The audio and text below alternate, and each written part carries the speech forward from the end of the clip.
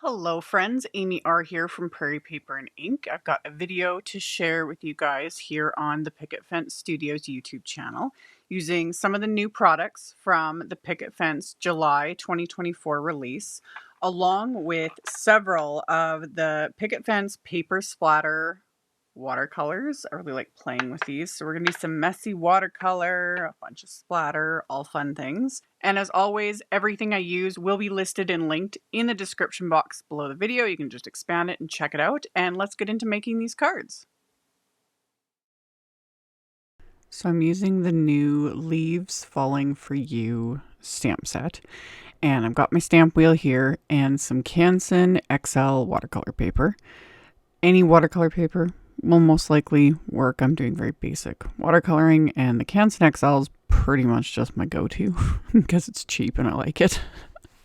So I've got the panels of watercolor paper, and specifically with that, because it's and most watercolor paper comes in like a 9x12. I cut it in half twice, so these are like 4.5 by 6 inch panels right now, which is nice because that gives me a little leeway for when I trim it down later for the card. And I lined up a bunch of the stamps from the stamp set on the watercolor paper, picked it up with the lid of my stamp wheel.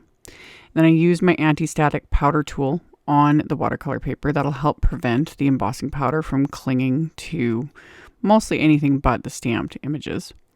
And this time I'm stamping the images with some gold pigment ink. It doesn't have to be like pigment ink, but like, you know, clear Versamark will work, etc. I chose to use the gold because that way I could see that I got everything stamped, and why not? Why not use gold ink? So stamp the images with the gold ink, and then I covered them with some detail gold embossing powder. I'm going to repeat the process on the second panel because when I opened my pack of watercolor paper, there was 2 panels sitting there from a previous project. So I was like, might as well do 2. Why not? When I've got all the supplies out, it's nice to make multiples. So I did the same thing, anti-static powder, stamped the images in the gold ink, covered them with the gold embossing powder, and now melting everything with my heat tool till it's all shiny, melted fabulousness. And like I always say, I don't think heat embossing will ever get old, at least not for me. It's just magical, especially metallics. When they go shiny and get all pretty, and I'm like, yes. So you just make sure everything is smooth and shiny and melted. If there's any dull grainy areas, that just means that you haven't melted them with the heat tool. So you get that. Let everything cool off for a second, and then I'm just taping these down with some satin tape to a hardboard. This just kind of helps hold the watercolor paper down a bit, since I am going to paint like the whole piece, because once you start getting them wet, everything starts to curl.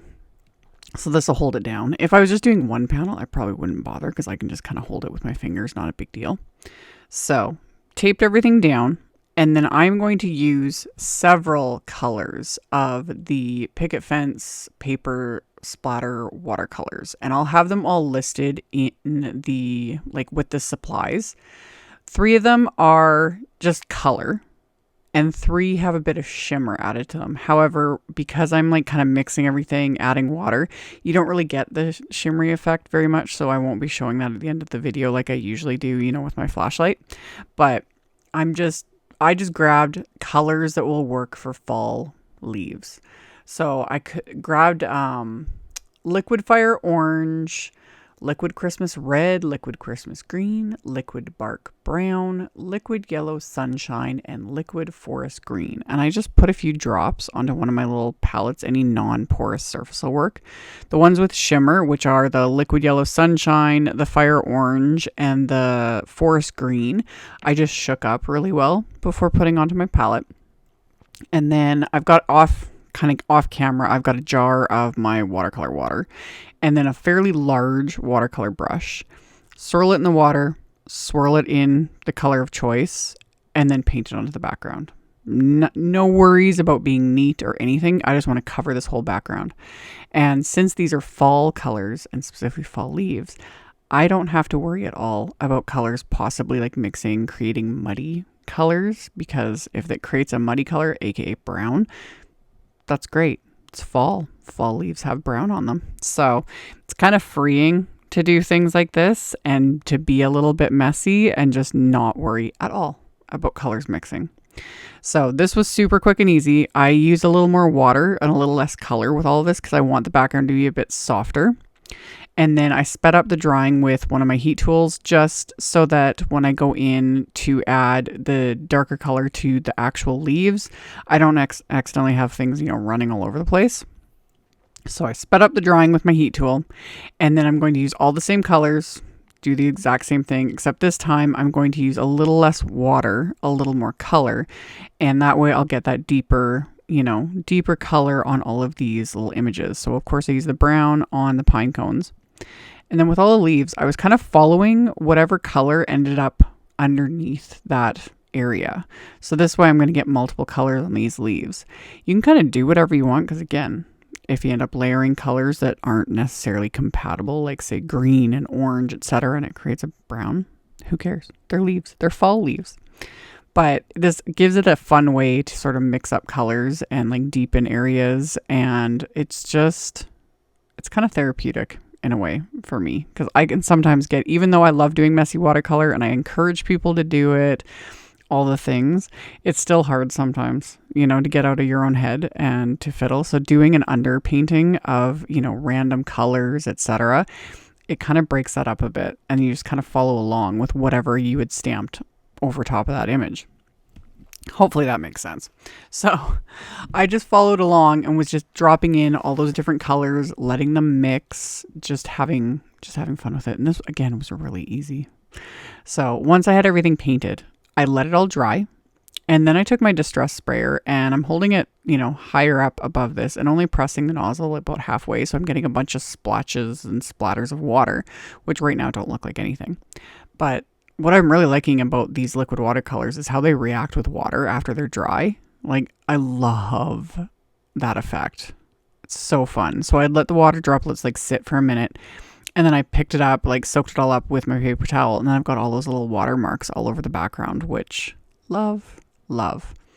Dried those as well because I want to add more splatter and I don't want them spreading out or oozing out into any of the wet areas. So I just dried that again with my heat tool because I'm impatient. And then I used a couple of those liquid watercolors to splatter on the background. And I should have put these panels into my splat box before I did this. You can't see it on camera, but I got splatter everywhere. This is why we use the splat box, or cover your work surface or something. Because I had splatters, it ended up on my phone, my computer, it was everywhere.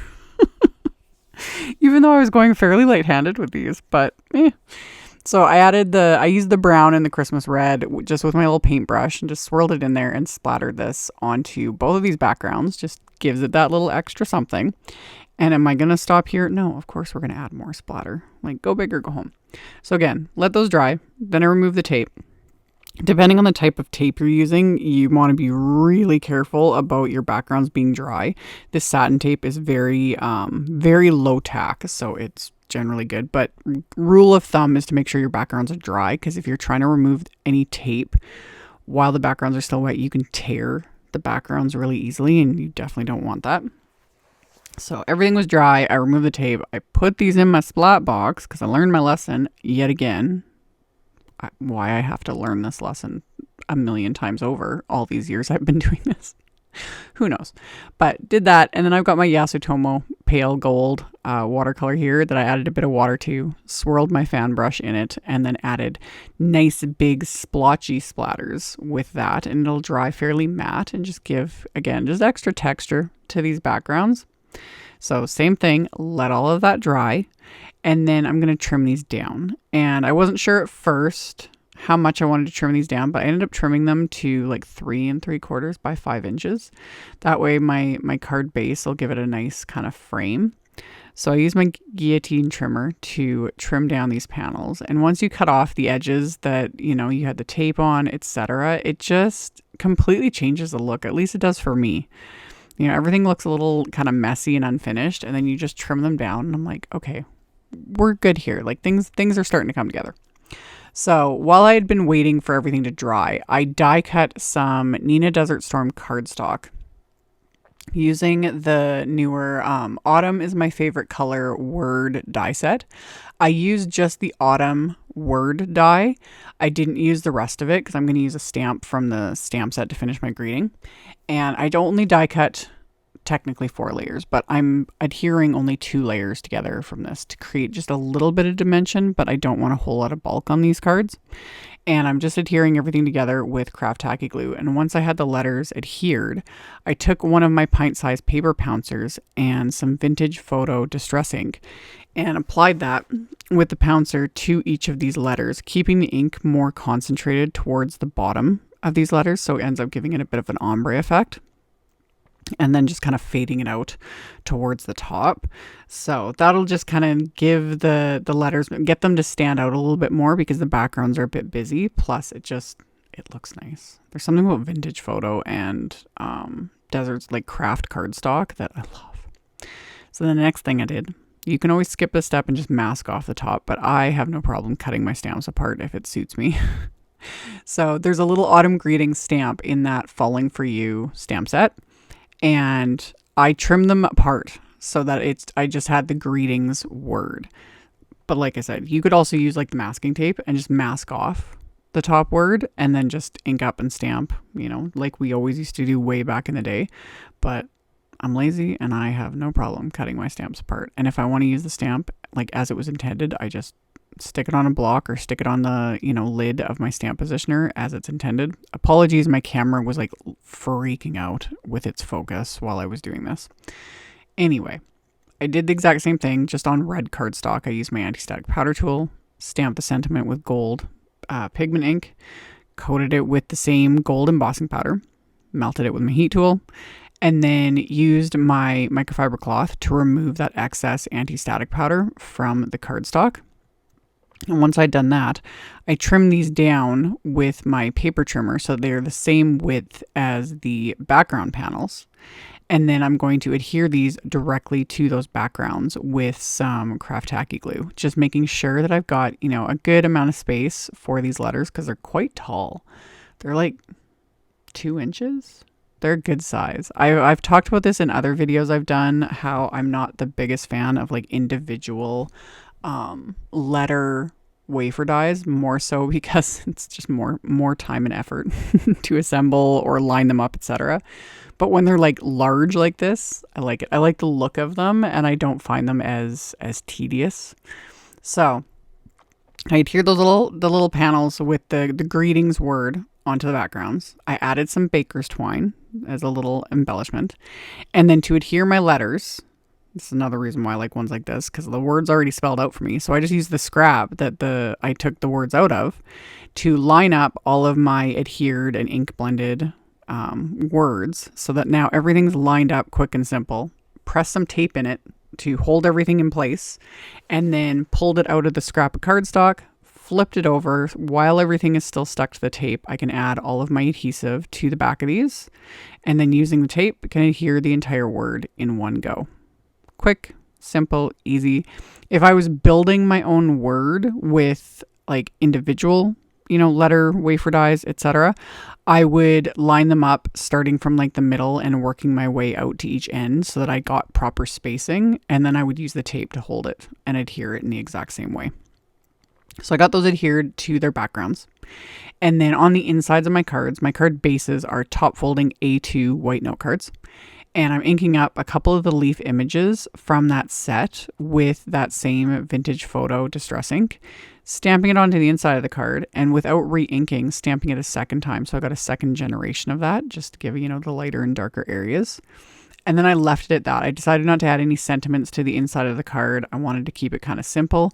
Plus it keeps it a little open-ended. So these cards can be, for whatever occasion I need it for. And, it'll work as a thank you card, a thinking of you card. It could be a birthday card, things like that. Because it's always nice to have kind of open-ended cards in the stash, depending on what you're going to need it for. So after I stamped the insides of my card bases, I put some foam tape on the back of the watercolor panels. So that'll pop everything up, give it a little extra dimension. So I got the backing of the foam tape and then lined these up onto my card bases. And this was why I trimmed down those watercolor panels. So now the card base kind of frames the panels a bit. And then once those are adhered, I've got to add just a little more bling. So I've got some of the aptly named Autumn Leaves gem mix from Picket Fence, and I just put little dabs of glue onto the background and then picked up the gems I wanted with my little embellishment wand, pressed them into the glue, and then all I got to do is let the glue dry and these cards are complete. So, like I mentioned in the intro, I will have a supply list directly below the video. So if you expand the video description, there'll be a supply list with links to everything I used. So you can check those out below if you are interested. And then, of course, as always, thank you all so very much for taking the time to watch my videos. Thumbs upping helps a ton. It really does. Commenting also helps a ton. It just tells the robot overlords that you guys like what you see, aka the algorithms, and then it just helps. It helps a lot, and I very much appreciate it. So, and then of course, subscribe if you haven't. I'd love to have you, and I'll see you all very soon in the next video. Bye.